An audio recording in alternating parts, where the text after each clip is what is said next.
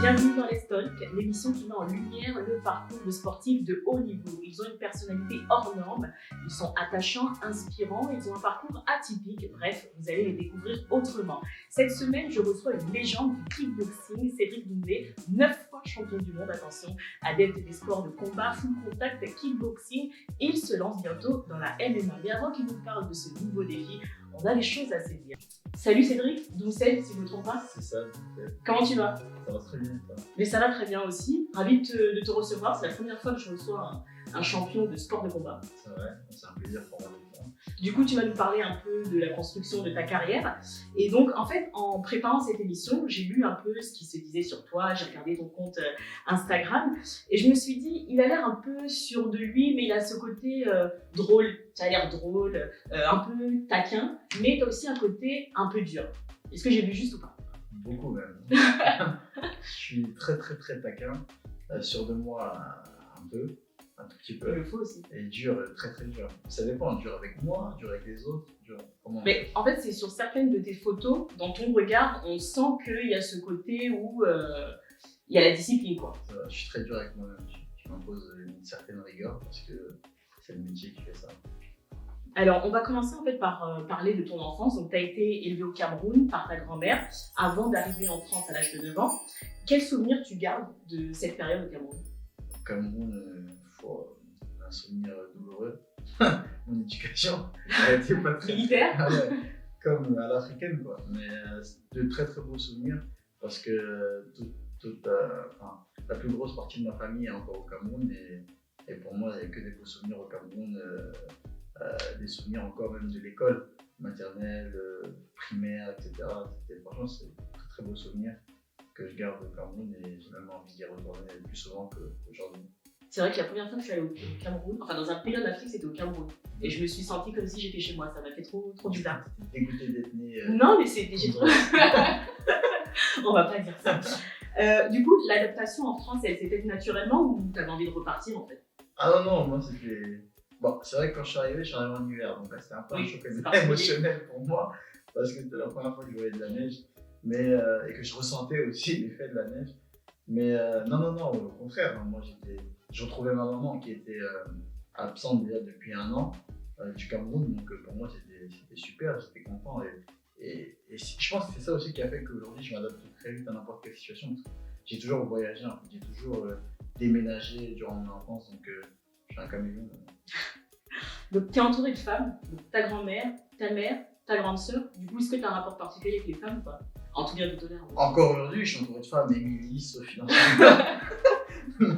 c'est vrai que je suis entouré de femmes, j'ai été élevé que par des femmes. Et c'est ce qui fait, je pense, aujourd'hui que j'ai un énorme respect pour la femme. C'est très important, ça se perd encore aujourd'hui.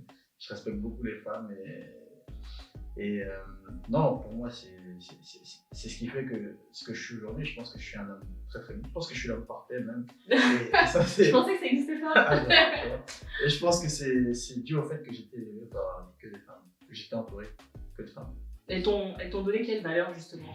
La valeur du respect et surtout, ce qui est très important, la valeur de l'empathie. C'est-à-dire que moi, j'ai cette faculté de me mettre d'abord à la place des autres pour pouvoir les comprendre. Et du coup, en grandissant à l'école, tu étais plutôt bonne ou mauvaise élève? J'étais bonne élève, je vais dire très bonne. Attentif ou dissipé? On connaît les éléments perturbateurs. Très dissipé. J'ai envie de dire, ça se ressent. Ah ouais. Presque. Ce qui est ressorti souvent dans mes bulletins, c'est Bavard de trop. Cédric a des capacités, mais il passe son temps à amuser la galerie. Voilà, c'est ce qui est ressorti à chaque fois. Du coup, au niveau études, t'es allé jusqu'où? Études, ouais. Je suis allé jusqu'à la licence. C'est déjà pas mal, c'est bien. C'est très bien. Je ne l'ai pas obtenu parce que je me suis arrêté avant, en pleine licence. Mais sinon, voilà, je suis allé jusqu'à la fac. Et donc voilà, les sportifs n'ont pas la tête vide. Non. Contrairement à ce que beaucoup peuvent penser. Mes adversaires, oui, mais sinon. Alors, rien ne te prédestinait à faire de la boxe parce que tu as commencé par le foot et tu as découvert la boxe donc à Angoulême. Raconte-nous ce jour où tu as pris ton premier cours, où tu as poussé les portes d'une salle de boxe. Alors avant, c'est vrai que je pratiquais le foot comme tout Camerounais qui se respecte, je pratiquais le foot. Comme tout Africain. Ouais, voilà. Comme tout jeune Africain qui se respecte, mais j'étais pas prédestiné à faire du football. Moi, ma seule qualité, c'était la rapidité. Je courais vite, c'est tout. Et après, devant les buts, je tombais. Donc, avec le ballon, j'étais pas très habile. Et du coup, mon cousin, quand j'étais en Angoulême, mon cousin m'a dit, il s'appelle John d'ailleurs, si tu connais pas. Et c'est lui qui m'a encouragé. Il m'a dit, viens, j'ai essayé la boxe. Devant la maison, il y a une salle de boxe. Du coup, il m'a encouragé. Il m'a dit, viens, on essaye. C'était marrant, on donne des coups, etc. On donne des coups de pied. Je ne comprenais pas trop. Je lui ai dit, bah vas-y, on va essayer, on va rigoler. Et ce fameux jour, j'y suis allé. Et je l'ai appelé, je lui ai dit, t'es où? Il m'a dit, ah, je peux pas, j'ai un empêchement, etc. Du coup, j'y suis quand même allé tout seul. Et j'ai pris mon premier cours. Et franchement, j'ai adoré, j'ai kiffé. Et en sortant de la salle de boxe, dans la rue, je me souviens toujours, je reproduisais ce que j'avais appris, bon, sur personne, hein, dans le vide. Je reproduisais ce que j'avais appris et finalement, j'y suis retourné. À chaque fois, quand je finissais l'entraînement de foot, j'allais à la boxe, ainsi de suite. Et au fur et à mesure, j'ai délaissé le foot. Mais du coup, ta mère, comment elle a réagi? Est-ce qu'elle a tout de suite adhéré au projet? Parce qu'on sait que c'est quelque chose qui fait peur vraiment, comme les sports de combat. Surtout une maman africaine. Quand je lui ai dit que je voulais faire de la boxe, je m'en souviendrai toute ma vie. Elle s'est levée, elle allait dans la cuisine, elle voulait venir m'écouter. Et moi, j'en avais les larmes aux yeux parce que c'était vraiment quelque chose qui me plaisait et je voulais vraiment le faire et je voulais vraiment lui en parler. Elle voulait pas m'écouter. Elle n'en avait rien à battre de la boxe, elle voulait pas du tout que je pratique.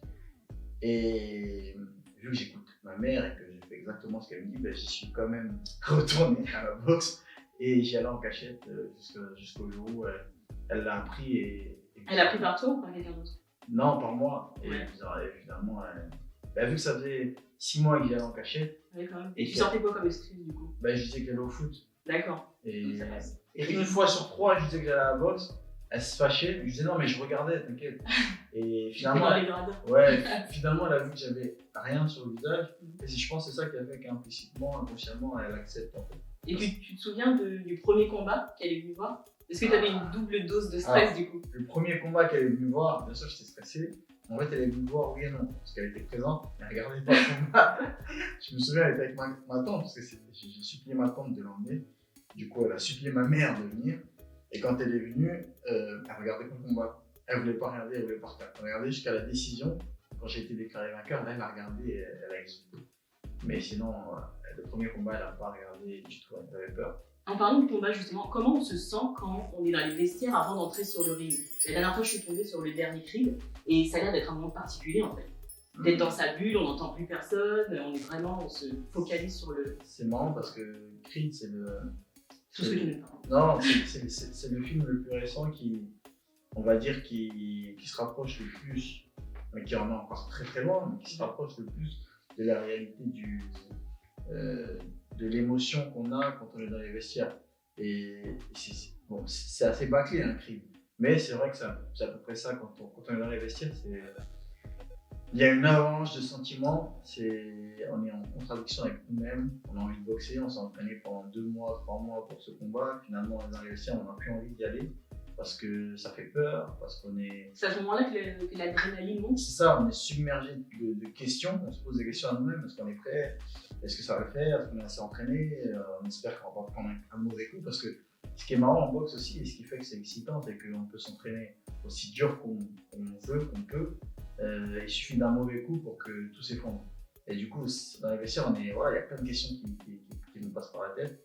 Et on a peur et c'est ça qui fait qu'on performe parce que c'est cette peur qui se transforme en stress, qui se transforme en carburant et qui fait que quand on prend un coup dans le ring, on est 2 fois plus solide. Du coup, on sent pas vraiment la douleur et c'est tout ça en fait qui fait qu'on performe. Alors, au début, je haïssais ce sentiment, ce stress. Et finalement, aujourd'hui, je m'y suis habitué.